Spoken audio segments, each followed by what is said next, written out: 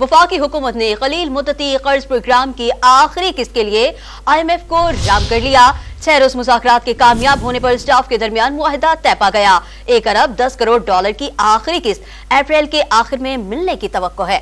IMF ने मुल्की माशी सूरत हाल पर इत्मीनान का इजहार करते हुए शराइत के मुताबिक इक़दामात जारी रखने पर जोर दिया है। आलमी मालियाती इदारे ने रवां साल महंगाई मुकर्ररा हुकूमती हदफ से ज्यादा रहने की पेशगोई भी कर दी।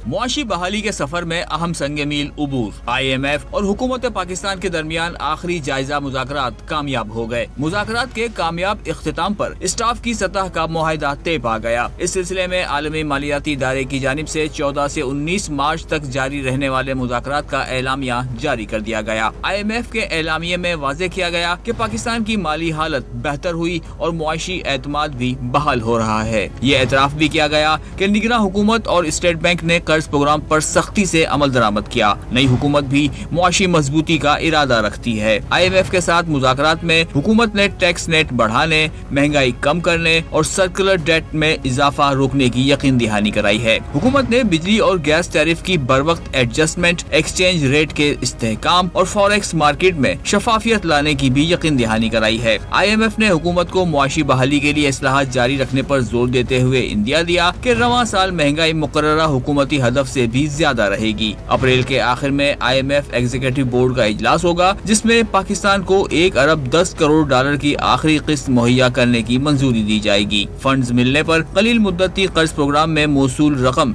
3 अरब डॉलर तक जा पहुँचेगी।